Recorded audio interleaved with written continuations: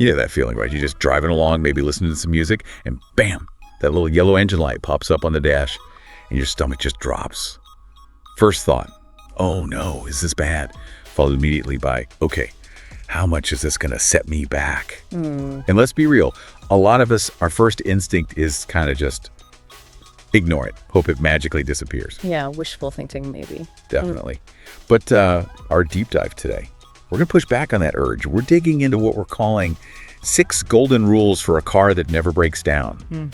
We've gone through a whole stack of research, expert advice, you name it, to pull out stuff that can actually help you keep your car running well and, save you some serious cash. Because, get this, the material we looked at, it suggests most modern cars are built to go way past 500,000 kilometers, like easily. It's pretty incredible when you think about it. It really challenges that whole cars are disposable idea, doesn't it? It absolutely does. But what's really fascinating, and what our sources kept hammering home, is that hitting that kind of mileage isn't luck. It's not magic. It all comes down to what the experts call the right care. So it's about moving past just hoping for the best. Right. It's about knowing what to do. Exactly. It's about proactive steps, not necessarily avoiding every single repair forever, but understanding how to let your car actually live up to its potential. Okay, so let's start with maybe the most obvious signal. Yeah. Those warning lights on the dashboard. They're definitely not just fancy yellow decorations, right? No, definitely not. The research really stresses this. These lights are pretty much the only way your car can talk to you. It's shouting basically, hey, something's up over here. Ignoring it. It's kind of like a doctor seeing a patient with a burning fever and just saying, hey, you'll be fine. Bad strategy. Very bad. Because, yeah, it could be something simple, like you didn't tighten the gas cap enough. That's, what, a $10 fix maybe? If you're lucky. But it could also be your oxygen sensor starting to fail. Or worse, the catalytic converter getting clogged. Now you're suddenly looking at, potentially thousands in repairs. And connecting this to the bigger picture, some lights are way more urgent than others. Our sources are crystal clear on this. A flashing oil pressure light.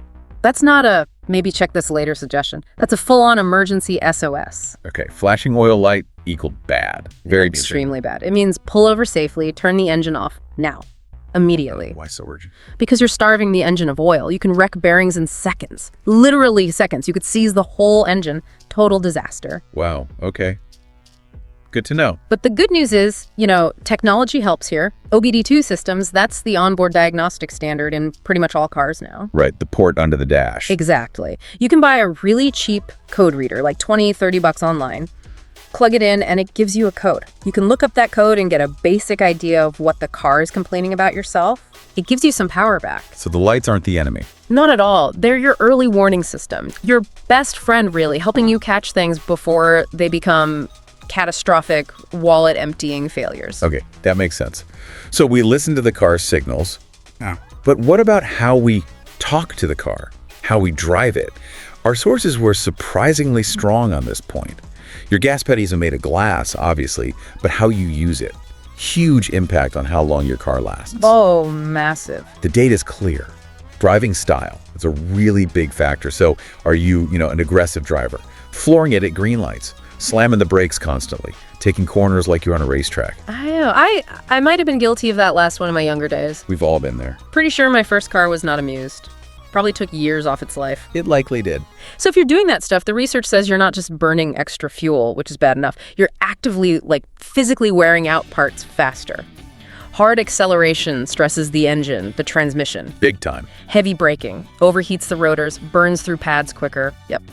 And cornering hard puts extra load on all your suspension bits, ball joints, bushings, the works. So the fix is be gentle. Essentially, yes. Smooth and predictive. Think ahead, accelerate gently, brake smoothly. I like the analogy some sources used. Pretend there's an egg under your gas pedal. Don't break the egg. That's a great visual, and it raises that important question. Every single Hirsch movement, every stomp on the pedal or slam on the brakes, it's actively reducing the lifespan of those parts. Brake rotors overheat and can warp. Suspension components just take a beating. Everything wears out faster than the engineers designed it to. It's death by 1,000 cuts, almost. Exactly. And smooth driving isn't just about being gentle. It actually minimizes those peak stress loads on the whole drivetrain. The engine, the transmission shafts, the differential.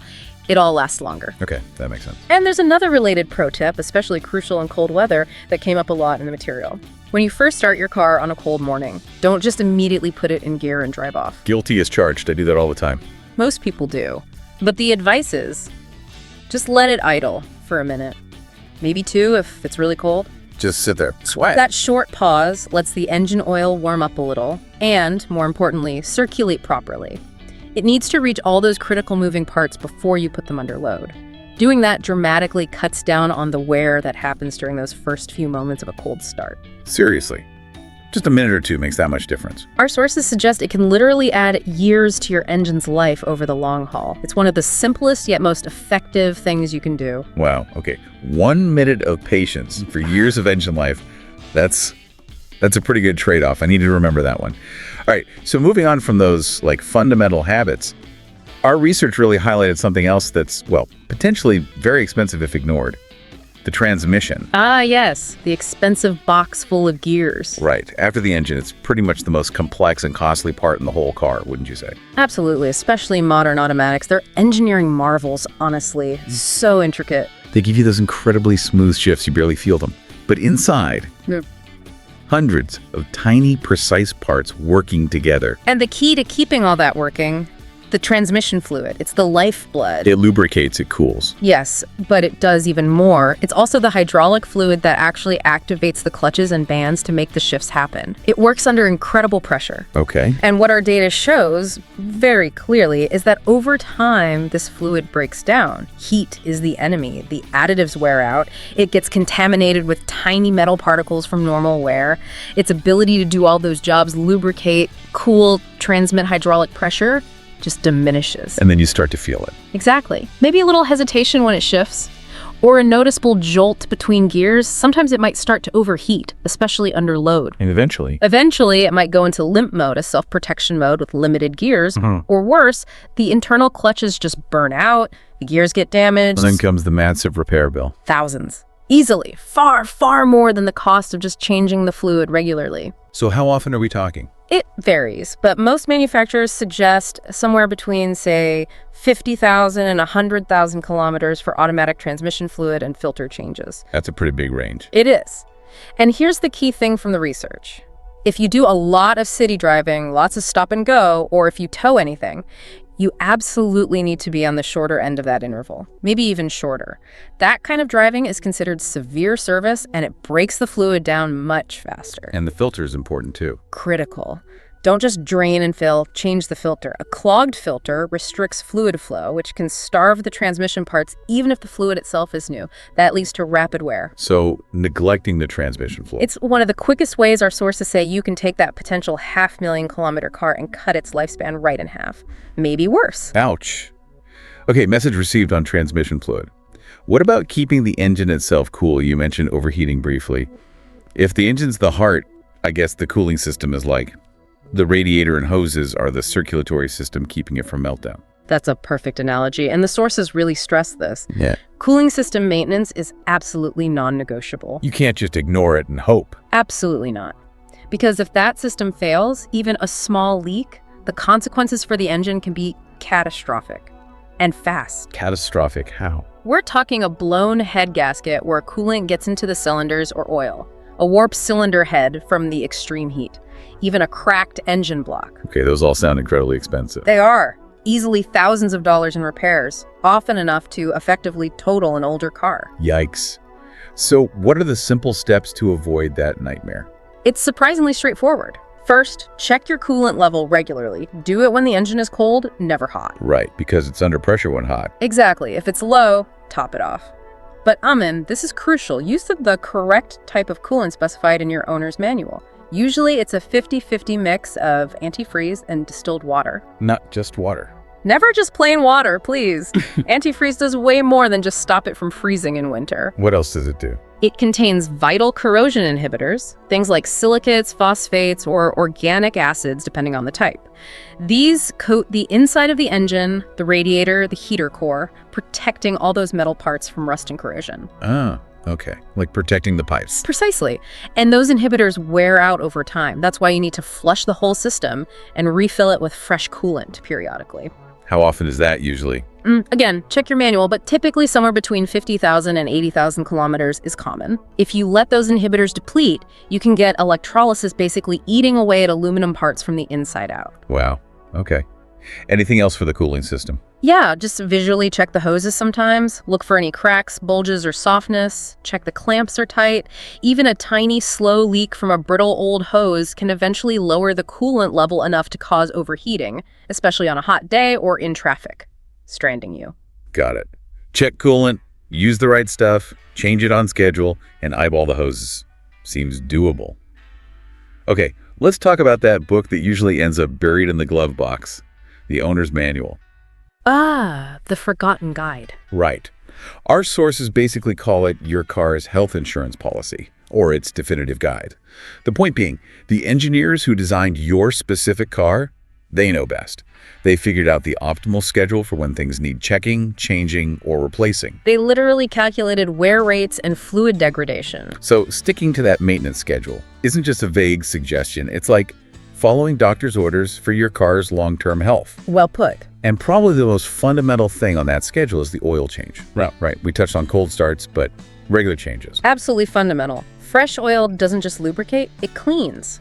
It carries away tiny metal particles, soot, combustion byproducts, keeps the inside of the engine clean. So what happens if you skip oil changes or stretch them out way too long? That raises the important question of consequences. The research paints a grim picture. The oil basically breaks down chemically due to heat and contamination. It turns into thick, black sludge. Sludge doesn't sound good. It's terrible. It clogs up the small oil passages inside the engine.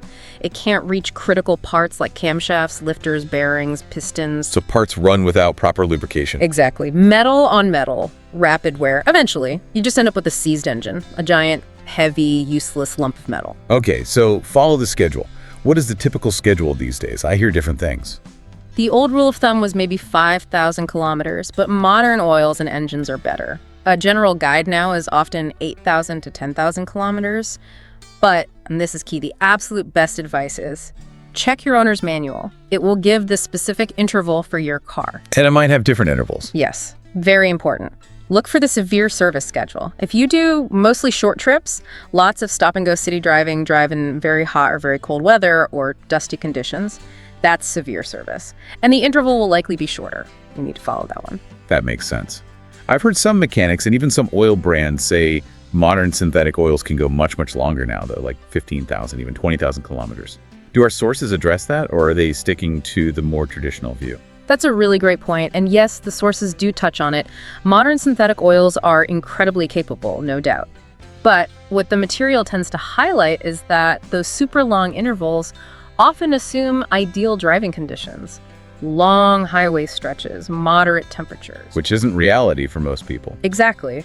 For the average driver dealing with traffic, short hops to the store where the engine barely warms up, maybe extreme weather, relying on those maximum extended intervals is, well, optimistic. It's a bit of a gamble. So the manual's severe service schedule is probably a safer bet for most of us. That seems to be the consensus in the material we reviewed. Better safe than sorry when it comes to engine lubrication. Oil is cheap, engines are not. Good point. And it's not just oil, right? The manual lists other things. Oh yeah. Maintenance is a whole system. Think about the air filter. If it gets clogged with dust and dirt, your engine can't breathe properly. Like trying to run with a mask on. Sort of, yeah. Performance drops, fuel consumption goes up, simple filter change fixes it. Spark plugs. Crucial for ignition. When they wear out, you get misfires, rough running, poor fuel economy again. They have a specific lifespan. So these are small things, but they add up. They're small but vital details. Yeah. Same for the other fluids we haven't covered. As much brake fluid absorbs moisture over time, coolant needs changing, as we discussed.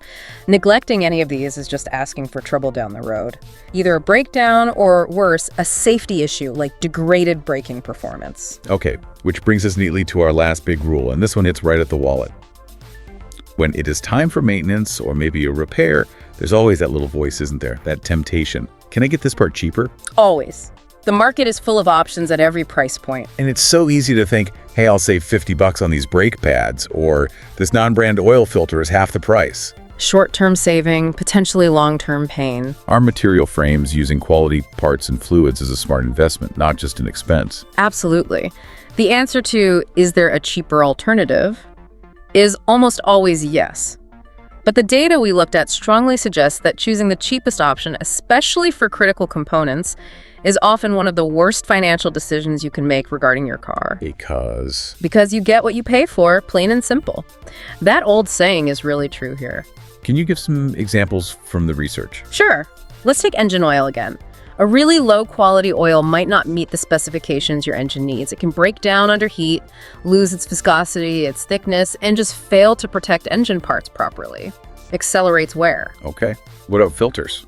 A cheap air filter might look okay, but the filter material itself might not trap the really fine abrasive dust particles. Those particles get sucked into your engine and act like sandpaper over time. Same logic applies to oil filters. Poor filtration means dirty oil circulates. And brakes. You mentioned safety. Brakes are probably the worst place to cheap out.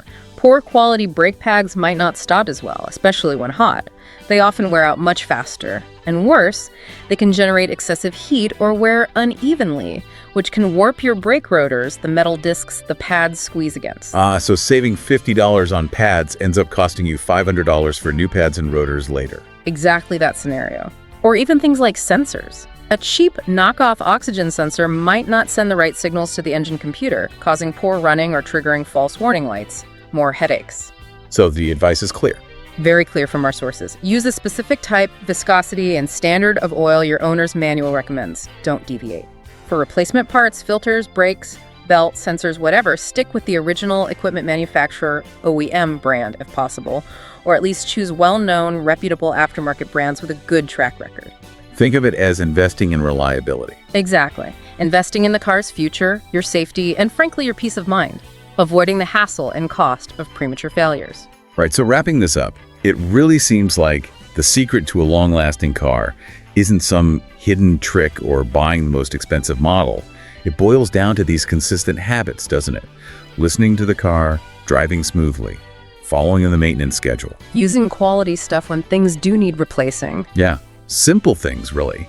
But doing them consistently seems to be the key that unlocks that incredible longevity the engineers built in. It keeps the car healthy. And keeps your money where you want it in your pocket, not the repair shops. Couldn't agree more. And if we connect this back to the bigger picture, what our sources are really offering isn't just a list of maintenance tasks. They're kind of inviting us to shift our perspective on our vehicles. They are an investment, sure, but they're also these incredibly complex machines that actually respond well to care and attention. A relationship almost. In a way, yeah. And that leads to maybe a final thought, a question for you to consider. We know following these rules saves money, that's clear. But beyond the dollars and cents, what's the value of the peace of mind that comes from really understanding your car and knowing you're doing the right things to help it reach its full potential, that 500,000 kilometer potential?